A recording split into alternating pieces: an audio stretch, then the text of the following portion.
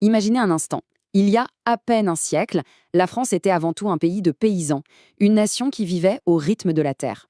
Alors aujourd'hui, on va décortiquer ensemble une transformation absolument spectaculaire, le grand passage des champs à l'usine, qui a complètement redessiné le pays en l'espace de quelques générations. La question qui va nous guider est assez simple. Comment est-ce que ça a pu arriver? Comment ce basculement, l'un des plus profonds de toute l'histoire de France, s'est-il vraiment produit? Quels ont été les déclencheurs de ce changement radical? Avant de plonger dans le vif du sujet, mettons-nous d'accord sur les termes. D'un côté, on a la campagne, de grands espaces, une vie rythmée par les saisons. Et de l'autre, la ville, une concentration d'habitants, de nouvelles règles, de nouvelles opportunités. Au début du XXe siècle, ce fossé entre ces deux mondes devient de plus en plus profond. Allez, on commence notre exploration. On est dans les années 1920, au cœur de la France rurale.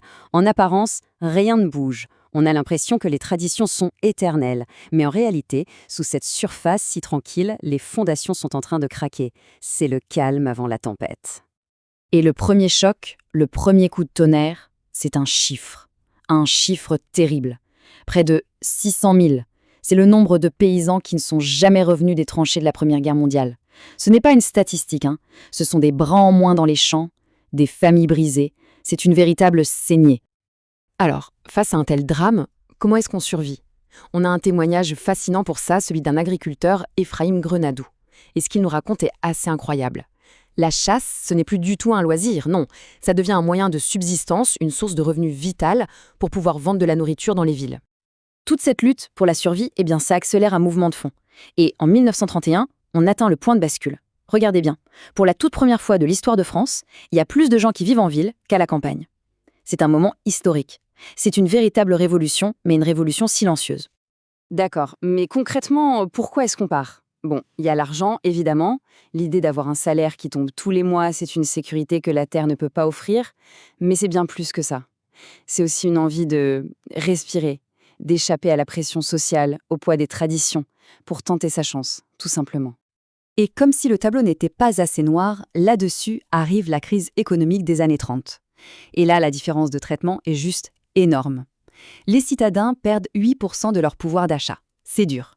Mais les paysans, eux, c'est une chute de 32%. Un véritable effondrement. À ce stade, quitter la ferme, ce n'est plus un choix, ça devient une nécessité. On change de décor. Pendant que les campagnes se vident, les villes, elles, sont en pleine ébullition. On entre dans un tout autre univers. Un monde de bruit, de fumée, de métal. Bienvenue dans le monde des ouvriers. Et la figure centrale de ce nouveau monde, c'est l'ouvrier spécialisé, qu'on appelle l'OS. Son travail, c'est être un rouage dans une immense machine. Faire le même geste, précis, simple, des centaines de fois par jour. Pas besoin d'en savoir faire complexe, juste tenir la cadence. Le mot d'ordre qui régit tout ça, la règle d'or de l'usine, c'est la rationalisation. L'idée, c'est simple, chaque seconde doit être productive.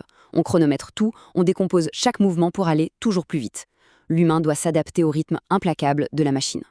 Évidemment, face à des conditions pareilles, la colère monte, les ouvriers s'organisent.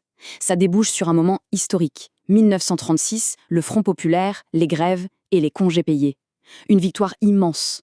Mais il faut être lucide. Une fois de retour à l'usine, la dure réalité du quotidien. La cadence, les accidents, ça ne change pas vraiment. Et puis, la Seconde Guerre mondiale arrive, et là, tout est à nouveau bouleversé. Le besoin de main-d'œuvre pour l'Allemagne nazie devient énorme. Et on voit une escalade sinistre. Au début, on cherche des volontaires, puis on propose d'échanger des prisonniers contre des ouvriers. Et à la fin, il n'y a plus le choix du tout. C'est la contrainte. Le point d'orgue de cette politique, c'est ce chiffre, 650 000. C'est le nombre de jeunes travailleurs français envoyés de force en Allemagne dans le cadre du STO, le service du travail obligatoire. Il faut appeler les choses par leur nom. C'est de la déportation pour le travail. On arrive à la troisième et dernière partie, la guerre est terminée. On pourrait penser que les choses vont enfin se calmer, mais c'est tout le contraire. L'après-guerre va connaître une accélération finale, une dernière révolution qui va forger la France que l'on connaît aujourd'hui. Après la libération, le mot d'ordre dans les campagnes, c'est modernisation à marche forcée. L'État pousse, encourage l'arrivée des tracteurs, l'utilisation massive d'engrais, de produits chimiques. C'est une révolution totale des pratiques. Le but, produire, produire et encore produire. Ça fonctionne. Mais il y a un coût, les paysans s'endettent massivement. Et le résultat, il faut le dire, est spectaculaire. Le pari est gagné. En une seule génération, La vieille ferme familiale disparaît au profit d'un modèle agro-industriel ultra productif. La France devient tout simplement la deuxième puissance agricole mondiale. C'est colossal. Et pendant ce temps-là, dans les villes, on assiste à ce qu'on a appelé la bataille de la production. Le pays est en ruine, il faut tout reconstruire. Les usines tournent à plein régime, jour et nuit, et pour les faire tourner, elles absorbent cette immense main-d'œuvre venue, cette fois pour de bon, des campagnes. Voilà, on arrive au bout de cette histoire intense. Il est temps de faire le bilan. Après un demi-siècle de tels bouleversements, à quoi ressemble la France? Quel est le résultat de cette transformation? Le constat est là. En 50 ans, la France a totalement changé de visage. Elle a réussi son pari de devenir une grande puissance moderne. Mais cette course folle vers la modernité a eu un coût. Alors la question qui reste, et qui résonne très fort aujourd'hui, c'est celle de l'héritage. Qu'est-ce qu'on a gagné? Oui, mais surtout, qu'est-ce qu'on a perdu en chemin? En laissant derrière nous ce monde rural qui avait façonné le pays pendant des siècles.